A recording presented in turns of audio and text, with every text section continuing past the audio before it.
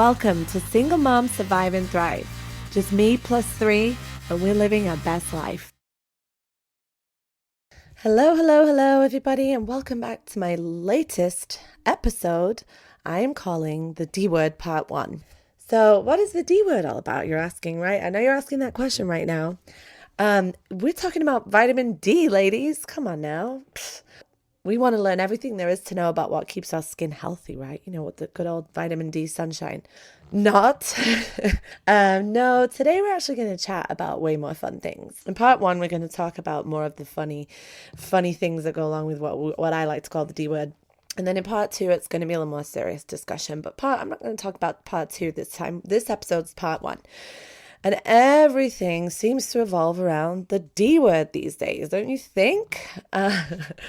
No, honestly, I thought it would just be really appropriate to talk about dating and honestly, dicks. And the two go hand in hand, do they not?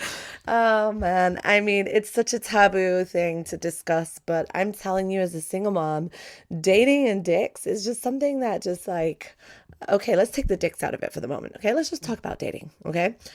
Who out there goes straight into wanting to date right after you divorce? Put your hands up in the air right now. Who thinks it's a great idea to jump straight on the dating apps right after you get out of separation? Who thinks? And I know why you do it, and it's normal. You want to think, what goes through your mind is, who's out there? Am I still desirable? Am I still, do I still got it? You know, let me just go forget about this guy right now and date somebody else. I want to be single. I want to be free. It's totally normal, you guys. It's normal. But let's talk about dating a little bit more. And then, you know, in a little bit. But then also let's talk about the danger of dicks, right? And for those girls that like girls out there, hey, we'll just swap the word dicks with vaginas, right? Whatever it is, sex, the thing that drives us sometimes to bad places. Sometimes it drives us to good places, but I'm telling you, I know that those two topics can be really tricky as a single mom, right? Anything around sex and dating and getting together with guys as a single parent is such a difficult subject to navigate. So I just wanted to discuss that a little bit and kind of go through some of my situations. And let's talk about dating first, right? I have been single. Oh my gosh. You guys all know my story. I've been single almost 8 years. October 1st will be 8 years. I say single, but I mean, as a non-married person, I have definitely dated a lot on and off. Somebody recently said, you've dated a lot of schmucks along the way, which is true. I've also had a couple of what I would have called boyfriends as well. At times, was dating somebody who I considered a boyfriend in 2020, as you guys know. And so, yeah, it's been an interesting, tricky topic to navigate, especially with little ones. Everyone's got their own situation to navigate. Some people have it easier than others. Some people don't. I know for me, it's been very tricky because I don't have your typical single parent home. I don't have an ex-husband who I hand the kids to every single week or every other week. All my single mom friends who I talk to, they've agreed that's the only way they've been able to date or try to move forward, right? Is if they can actually go and hang out with, if they can actually go and drop the kids off at dad's for the weekend and then they're free for the weekends. So whenever you're on dating apps and my friends are like, oh yeah, I'm going on a date. It's my ex-husband's weekend. And I'm like sitting there looking at him like, not fair, you know? And honestly, guys, for me, for the first, year was when I really had the hardest time even trying to think about that. Every time I was able to get a babysitter, which actually my parents, even though they lived really far away in England, were really helpful in offering to help pay for babysitters for me. So I used to I actually found a lady who would come and she was sometimes able to do some overnights. So I could go to stay overnight with a guy or something like that. But it was pretty far and few in between and also expensive. I don't know about you ladies or dads out there that have no help from the ex or even minimal help from family. If you've ever had to get nannies and babysitters, oh my gosh, that shit's expensive. So for me, it was so difficult. And I just found myself working with what I've got. I actually used to go to church at the beginning a lot. And my kids and I just got a lot of support there. It was a lot of groups in the evenings and stuff, support groups and stuff.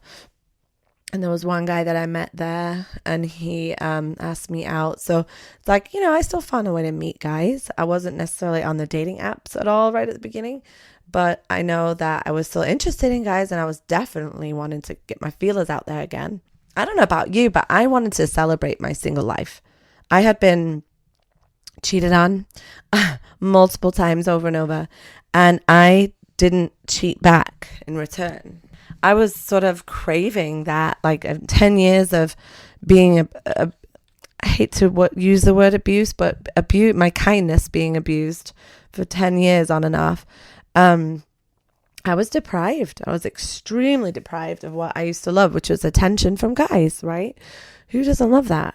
I'm not like a whore, but I'm a girl. I like having attention. So I definitely craved it at the beginning, and caught myself wanting to do that and having the desires that everybody else does. But I did have a very obvious knowledge of the fact that my kids were very young, very fragile. They had no idea what was going on. Their dad was suddenly just gone out the picture. They had a lot of unanswered questions that I just couldn't answer for them at their young, sad, broken heart ages. And I really didn't want to fuck up their lives. And one of these great ladies that I got together with at one of these support groups told me her story, and she said how wrong she did at the beginning when she would bring guys over to the house, and how much it fucked up her kids, actually. So she told me a great couple of wisdom nuggets. Actually, there was the one I've shared with you in the past about creating new memories and traditions, and this was the other one: don't bring guys to the house, especially no overnights. And if they do come over, if it's just strictly a friend, that's cool. But really, that was some of the most damaging things she ever did to her kids, she said. And I just remember taking that to heart and realizing how, like, really putting myself in my kids' shoes and realizing how hard that would be for them. So I made a conscious choice to not do that. And if I ever brought, as I say, a gentleman caller to the house, it was never when the kids were there. That maybe they were at their auntie and uncle's house for the night, or grandma's or something. But I made a choice to do that. And honestly, I do feel like I agree with her, and I feel like that's one of the best things I ever did. I never screwed my kids up in that way. I'm not trying to be judgmental, you guys. I'm sure there's people out there that have done that might be like, but don't do it if you can avoid that, because that's really hard for kids to see mom with different guys coming over. It's just not good. And I am proud of I've done a lot of shit and I've made a lot of mistakes, but I am proud that I didn't do that thing wrong. And I know it preserved their already broken-hearted little selves for as long as possible.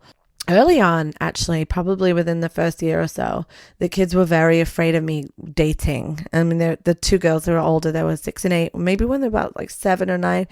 I remember thinking, like, when we'd go to the beach, I remember one time I saw a hot guy walking across, and I said, oh, look at, he's cute, like that, something like that. And my middle kid, she was like, Mommy, don't say that. I was like, what do you mean? She goes, that's mean to Daddy, or something like that. And I said, well, Daddy and I are not together anymore. She's like, why? You love Daddy? And it was just a very hard thing for her to wrap her head around. And I realized, that she's still too young and vulnerable for me to make comments about the guys. It's just too soon for me to test those waters, if you will. And so everybody's unique. Everyone's different. My ex-husband was more of the believer of like, fuck it. If they're going to see us with other people, let them see it earlier, the better. But I'm sorry, I really have an empathetic heart, so I could see how broken and hurt they were at the idea. So I didn't want to continue to hurt them and like expose them to any of that. Talk about dating or go dating. And I actually made a promise to them really young. I said, because they would say, Mommy, we don't want you to date other people. We don't want that. We don't want a stepdad. None of that, right? I could see that was genuine fear in their eyes. They really were holding out hope for me and their dad to get back together. A lot of kids think that way. If you don't think your kids go to bed at night praying that their mommy and daddy will get back together, you're crazy. And it's almost like, even though I knew we were never going to get back together because their dad was a crazy drug addict, I didn't want to steal away their hopes. I didn't want to give them pipe dreams either. But I wanted to not steal away their hope and let them still have that hope and prayer. They're allowed that. That's their parents. So when they would say that, they would say, I wish you and Daddy would get back together. I would say, well, you can hope for that and pray for that.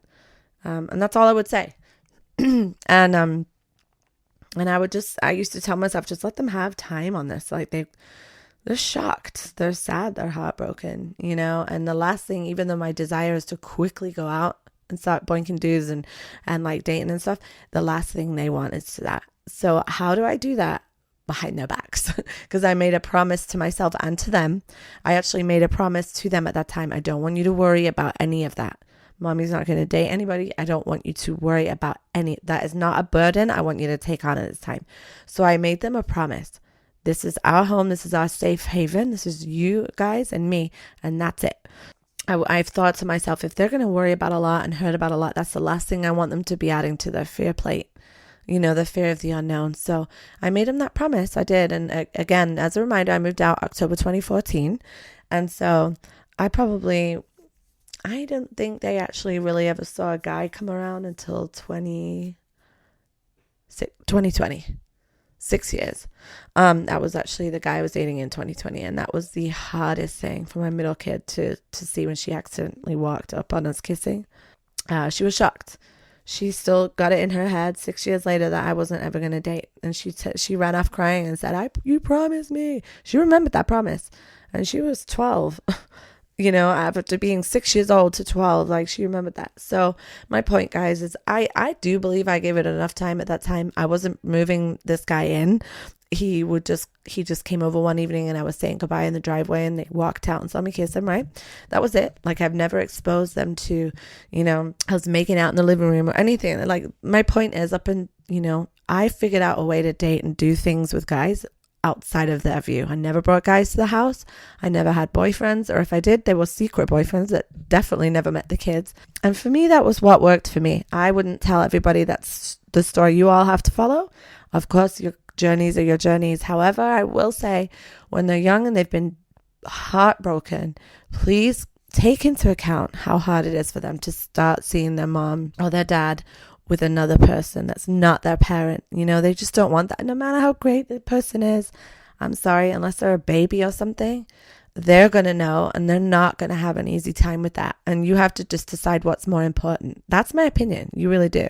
Sometimes men, or I'm sorry if you're a man listening, women and sex and everything that goes along with it is not more important than your kids. I'm sorry. It's not. I feel very strongly about that. However, it is still very important for us to get ours.